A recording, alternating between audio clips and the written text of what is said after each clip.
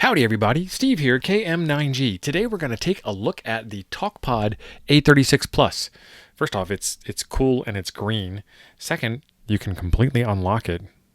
That's pretty cool. Third, it is hackable, and you know how I like me some hackable radios. So what is there right now? There's not a whole lot right now. The OPENRTX guys are working on it and they are playing with it, and I like that. And it is an open source project. So if you are a developer, there's a couple of really cool things. First off, there's a development kit so you can work on your own firmwares. Second, you can join the OPENRTX project. Who knows where this thing will go? Maybe with hams involved, we can actually make radios that make sense to us. That would be really cool. They're getting better, but man, is it a slow process for these things to get better. So let's figure out what it takes to get this thing hacked into. All right, so Talkpod has already figured out what happens if these radios get bricked, and they have a way to unbrick them. So in theory, you should be okay with playing with this stuff. All this stuff is always at your own risk because it's all bleeding edge, front of the lines kind of thing. But there is a reset mode, which is press and hold all the side buttons while turning on your radio. And then you go in and you run the regular bootloader, which we're going to do in this video anyway. And instead of picking auto update, you pick manual update. And it's supposed to fix everything. And this is a document from their website. So if you want to play with this stuff, do it within the warranty period and just tell them that your radio got bricked and you tried to unbrick it, and that's what happened, because that's what happened. This OpenRTX stuff is on their website, so it is officially sanctioned, if you will. But we're going to go past this, and we're going to get right into the website and start hacking. So you go to talkpod.com, and you click on Support, and you click on Resources, and you click on Firmware and Software, and then this is the A36 Plus MAX radio. So the only choice I have is A36 Plus, and then it is for the A36 Plus, the MAX, and the SE series. So what we need to do, let me zoom this in so y'all can see it too. Ooh, mobile version on desktop. Okay, got it. User guide, the 8-watt user guide, because the A36 Plus MAX is supposed to be 8 watts of power out. The programming software for putting in repeaters and stuff. The USB driver for the programming cable, we might need that. The bootloader is the tool that you use to update the firmware. So click this, download it, save it in a location that you are aware of where it is. And apparently there is a different version of programming software for the Max than there is for the non-Max version. That's interesting. Here we are into firmware. Like I said, I have the Max version, so I'm going to skip over this category and I'm going to scroll down, and here's the Max, the 8-watt Max version. And there's a couple of different ones here. International GMRS 8-watt firmware, 1.4, 1.6, 1.7, which was last updated on November 5th, so not that long ago. And it's just the firmware. There's no release notes or anything, so I can't show you what that does because I don't know what it does. It's just there. So if your radio is doing something weird and you think a firmware might fix it, go ahead and do a firmware, but maybe not. What is this notice? Yeah, reach out to support immediately if you have English characters displayed as garbled text, and they will help you out with it. And then here we go down to developers. So there is this Talkpod on GitHub. There's some information here about it. There's some folders here, and it comes in two different versions, A36 Plus 8 watt, A36 Plus 10 watt. It has 128K of memory plus 2 megs. So it's probably one of these is RAM and one of these is ROM. And then the regular A36 Plus is 5 watts and 64K or 2 megs. Down here, there is the OpenRTX link, the reverse link, the real-time operating system link, and then a spread spectrum link. And all of these are all kind of, they kind of feel like dead ends. There isn't a whole lot of software here on the OpenRTX side of things because it's back here. So you have to, it's actually hard to figure out where this stuff is. It took me a while to figure it out myself. But if you scroll back up to the top, instead of looking at the README for, some help or some information, or following the links on it that says, follow this link to do this thing, just go back up to the top. There's a file folder here called A36 Plus MAX. And if we click on that, there is an OpenRTX. And if we click on that, these KDHX files, these are the firmware binaries. So you would want to pick the latest one that is on here. Spread spectrum, power fixed, A36 Plus MAX 2024-08-28, so August 28th, and 2024-07-30, so July 30th. But first, we need to install the bootloader, the firmware loader program. So let's get that done. See if there's any gotchas there. All right, typical Windows stuff. More info, run anyway. There we go. Now I need the firmware file. Okay, this is interesting. On their website, if you scroll down, so first we clicked on the Talkpod on GitHub link, and I showed you all the files that were in there, and I talked about the dates that were in there.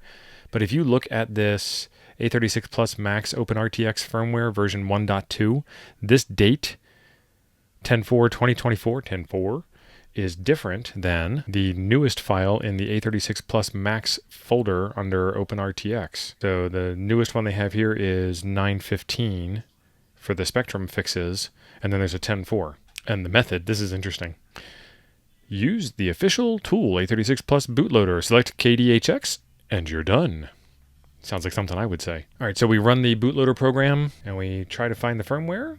Downloads, A36Plus, and there it is. And I probably need to plug my radio in. This radio does come with a really neat K connector type of cable. Instead of the right angle, it's a straight on. Open up the side door and plug her in. And it shows up as COM6.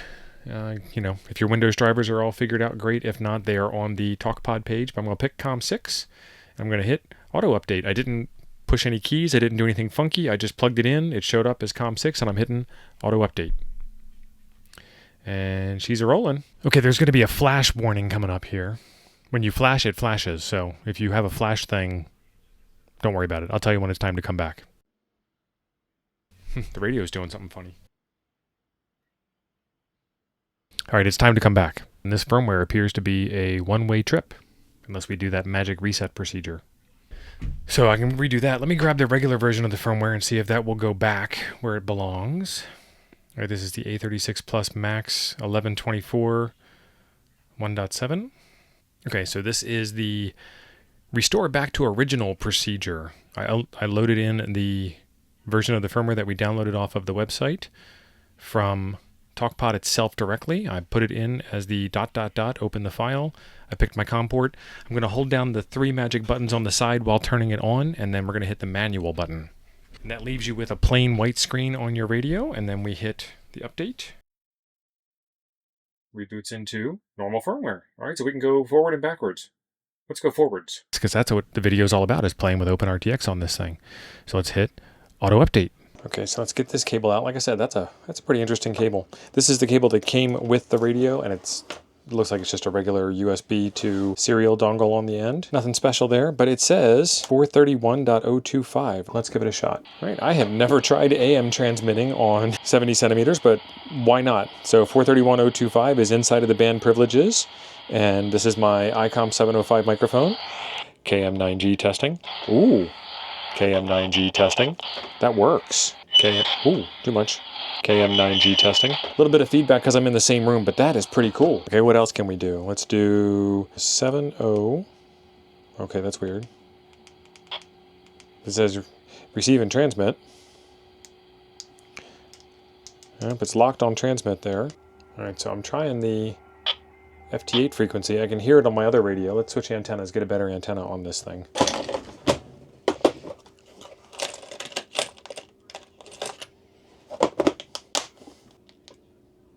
Oh, spectrum display, waterfall, receive mode is AM, FM, so it's only your choices are AM or FM. M17, but yeah, this is M17 from the OpenRTX software. This isn't M17 because this radio can do it.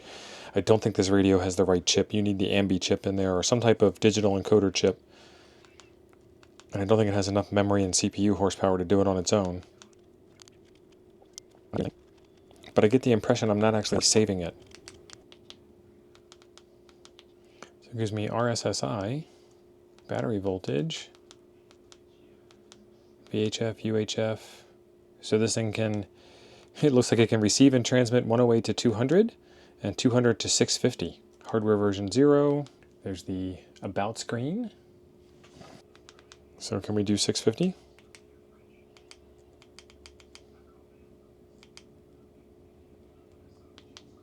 And we are connected to the dummy load right now.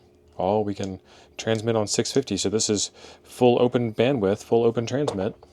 Okay, so it won't let you receive outside of the band parameters that we talked about inside of the info section, which are 108 to 200, 200 to 650. So you're just not going to get down into HF to listen. So you'll have to get one of the Quanchang UVK6 radios for that. 108 AM. Testing, testing, testing, testing. Yep, so it'll transmit that way, no problem, with the FM, which is what the radio is designed to do, so I don't expect it to have a problem. Let's take a look around at these menus, get a good zoom on there for you. Okay, so we have channels, and these are the regular channels that are in there from the factory. And this radio is GMRS or ham, and that's how you pick a channel. That's one of the ways to pick a channel. Channel mode, menus are gone. That's weird. It just came up blank. Again, this is all beta software, so I'm not hurting on anything. Spectrum, there's the spectrum. Let's go back to 146.5.2. We can transmit, so let's go back to spectrum.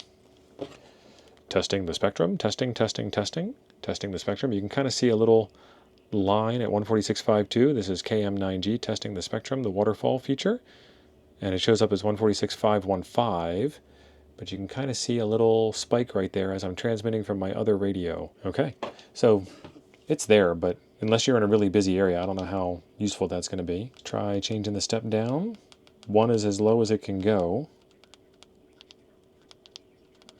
Let's do color multiplier 5. Okay, so now we've got some color on there. I am not currently transmitting. That's just the frequency that it is on. KM9G testing, testing 1, 2, 3, 1, 2, 3, testing 1, 2, 3. And I am looking for, there we go. There we go. Anything? No? I don't know what that's doing. The little teeny tiny numbers on the screen are changing, but they aren't doing much. Okay, so let's go to settings, display, brightness and timer. Okay, that's good. Radio, offset 0, direction positive, step 12.5. Receive mode FM, and it switches to FM or AM. And so that's how you can program in your repeaters. M17 call sign. Accessibility, macro latch on. Voice off. Let's turn voice on. Voice 3. Okay, so the accessibility stuff has a bunch of settings in it, but it doesn't seem to actually do anything when I change from off to any one of the beep 1, 2, 3, 4. So we'll turn that back off. Phonetic on. Yep, phonetic's not doing anything for me. There is default settings. Reset the default, press enter twice. Okay, so I reset it to default and I pressed enter twice and that did the thing. Okay, not a whole heck of a lot going on there, but that's okay. And honestly, it really is okay. So let me tell you why it's okay. Let me take the microphone off first, because I don't need 2 microphones. This opens the door. This says that, you know, hey, radio manufacturers, we're going to allow our ham radio operators, our experimenters, the people who got a license to experiment, to actually do some experimenting. We're going to give them the tools that they need. We're going to make things accessible for them. Maybe it's where you are, and maybe this will spark you into action to go look at the developer kit, the SDK, and get some stuff compiled and look at the source code that's out there as an example and see what all you can do. So OpenRTX project is looking for help, I'm sure, and they have everything figured out on this radio to get through the keypad press on the front, to go in and put up a menu system, to select menu items, and obviously that would take you to a subroutine in the code to do something with that menu item, even though it isn't completely implemented on this version of the firmware yet. This is new. This whole radio being open and so forth is also new. So I'm very excited about where they are with this versus the fact that it's unfinished. I think this is a great first start, and I can see a pretty good future for this. The frequency range covers all of airband as well as NOAA radio channels and ham on 2 meters and 70 centimeters and 220. It doesn't go up to 900 megahertz, and it does AM and FM. It looked like it did AM transmit, but I couldn't really hear much, so I wouldn't expect much out of the AM transmit. How far are we away from trying to get it to receive into lower bands? Maybe like the Quanchang, it is a PCB that you have to solder in place and drop inside the case. Who knows? But we're going places in this hobby, and I like it. We're starting to see a lot more open projects. The ZBit-X radio came out. It's a Raspberry Pi Zero 2W 5-watt HF radio. That's coming out in February. That's pretty slick. So there's a lot of development coming along in that space, and it is good to see open hardware versus closed hardware, or vendors that make hardware that might not be open, but the source code is available and the firmware tricks are out there for you to mess with. So good stuff. And whether the radio is clean or dirty or not isn't what's important to me in this aspect. I'm not going to use this as my daily driver. I'm going to use this as a hacking playground and see what all I can figure out with, because that's part of the ham radio hobby. Not just having, good radios that you can transmit on, but having bad radios that you can play with, or having good radios that you can play with, or having any radio that you can play with. There will be links in the description down below where you can find the firmware, the tools, the GitHub repositories, the stuff that you need, and a link to Amazon where you can get this radio if you are so inclined to play around.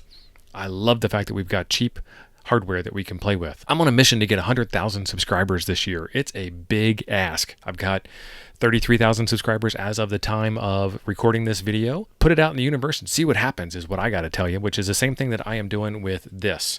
So if you guys are so motivated, scroll down below the video here, hit that subscribe button. If you're really motivated, right next to it is a join button where you can become a channel member and help support future videos coming out and keep the channel growing and keep awesome happening, just like you guys are. There's a video right over here I think you might enjoy in the meantime. Thanks for being awesome. I'll see you over there.